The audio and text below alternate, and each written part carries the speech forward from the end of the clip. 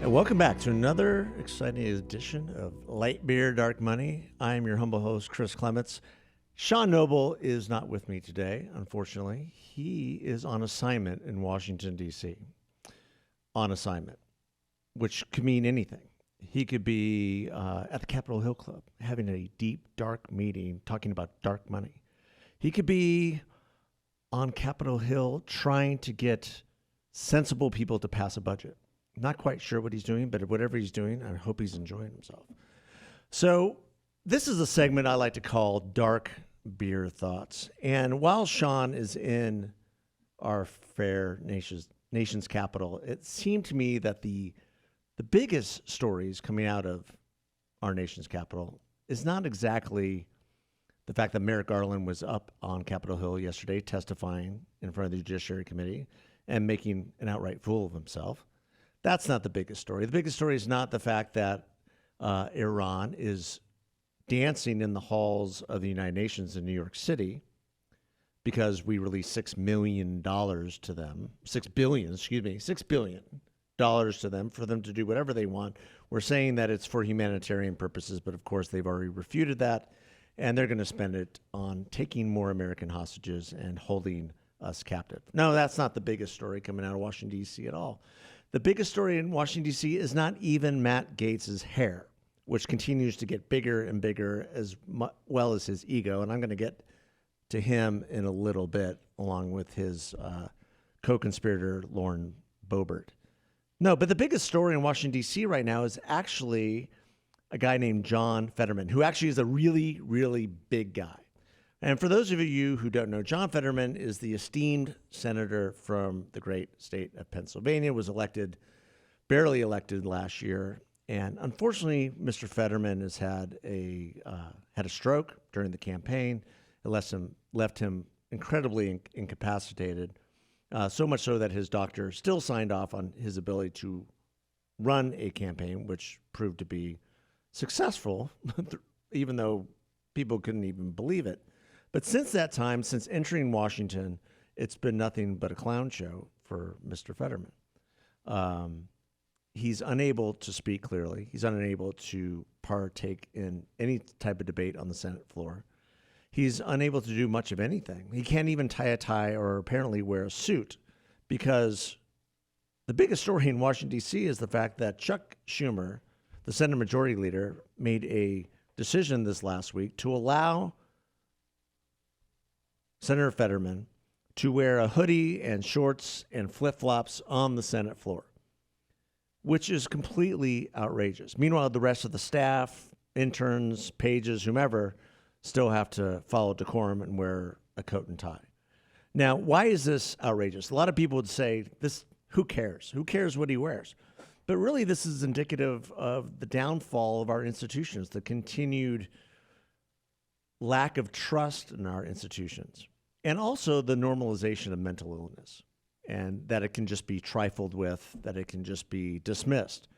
Mr. Fetterman, Senator Fetterman, is suffering from really acute mental issues, so much so that he was checked into Walter Reed Hospital for the vast majority of the first quarter of this year. He missed 80% of the votes in January and February.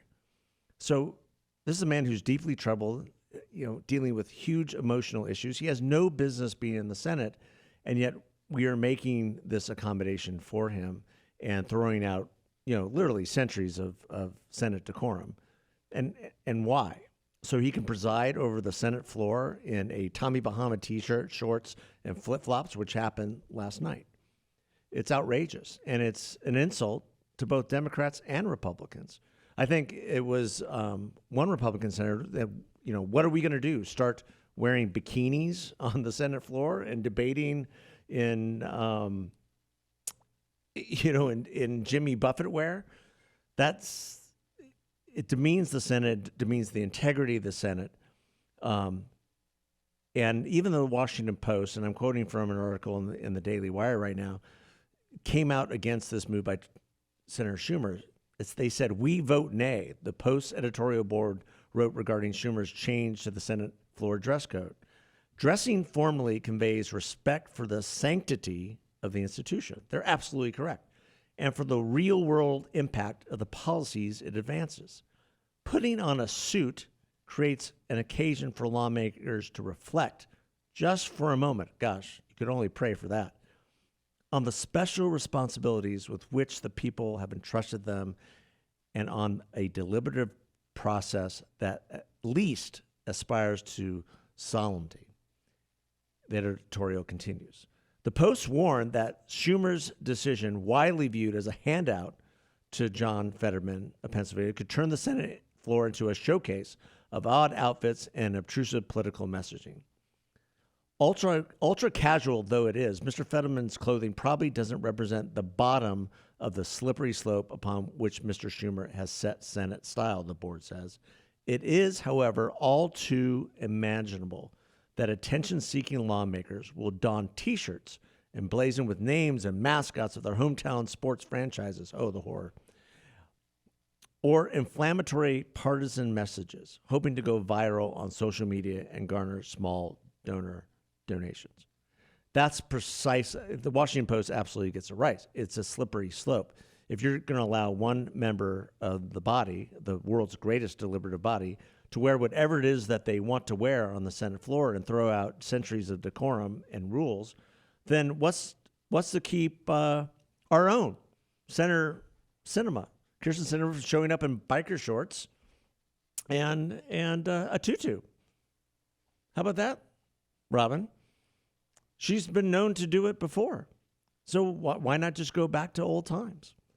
So it's unbelievable that this would happen. I think in all seriousness, this glorification of mental illness. I mean, we're living in a society where boys can be girls and girls can be boys, and we allow vast numbers of drug-addicted homeless to wander the streets, endangering themselves and others, and yet we do nothing. And now we have a really mentally disturbed, deranged senator who's imparting his wishes upon everybody else, and we're accommodating that.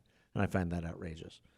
But not just that. I mean, the Republicans absolutely have their own problems, and they have their problems in terms of some of their members and what they're trying to do on the House side. And I'm talking, of course, of Matt Gaetz and Marjorie Taylor Greene and of course, Lauren Bobert of Colorado. I don't know if everybody saw this, but she and a date were at a screening of the Beatlejuice Musical somewhere in Colorado, and they proceeded to, shall we say, grope one another and vape, while sitting there trying to, quote unquote, enjoy the show. They were then removed because the people around them were obviously offended and outraged, to which Congresswoman Bobert then exclaimed, "Do you know who I am?" and was ushered out of the building. Now, why do I bring this up? Because the Republicans have their own issues.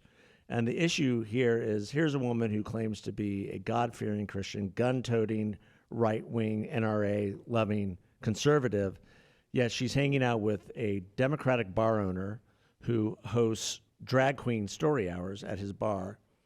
And which, you want to do that? Whatever. And you want to hang out with that person? Whatever. But then don't impart your so-called conservative values on the rest of us. And don't be a hypocrite. This has led her husband, of all things, to issue a statement asking everyone to please stop picking on his estranged wife, who he then admits that he was unfaithful towards. And it's a pretty pathetic letter that he sends out, basically, trying to take responsibility for their failed marriage. But again, trauma is a horrible thing. And she's obviously acting out. She's obviously acting out in many ways. If she's vaping, hanging out with, barely somebody that she doesn't even know, allowing that person to grope her in a public place and for her to grope him in a public place. She's throwing caution to the wind, and then she's saying, "Won't you forgive me? I'm so sorry." At the same time, trying to espouse conservative values. She should be voted out. And conservatives and Republicans shouldn't stand for that. At the same time, I've mentioned Matt Buffont Gates several times. Here's a guy from Florida who, as early as last year, was under investigation by the FBI for sex trafficking.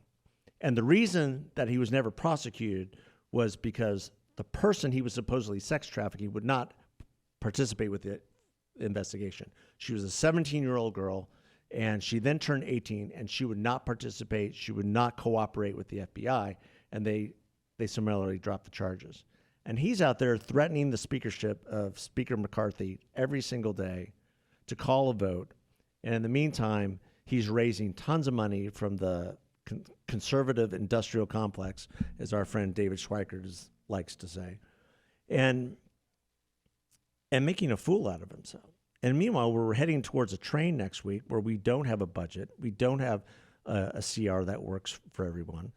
This group of Republicans, either hang together or hang apart.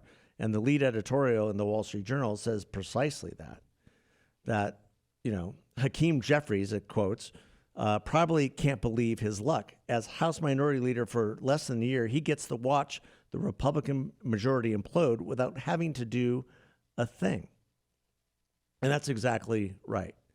The Republicans in Congress have forgotten that the Democrats run the administration. They have the majority in the Senate. At this point, it's not what you want to do, it's what you can do.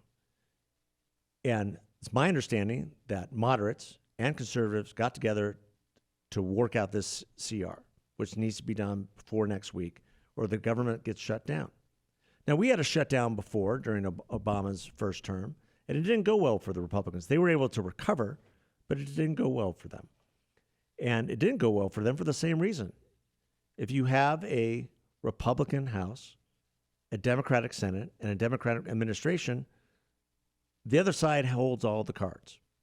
Now, you can strategically push your own agenda the best way you can, but at the end of the day, they're going to demonize you for any type of shutdown, and you're going to lose. Now, folks like Matt Gaetz and Lauren Bobert and Marjorie Taylor Greene and others think that they can hold the administration's feet to the fire by shutting down the government.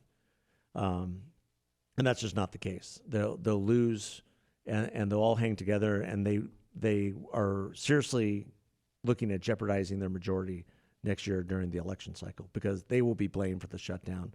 And yes, Social Security checks do go out. Medicare checks do go out.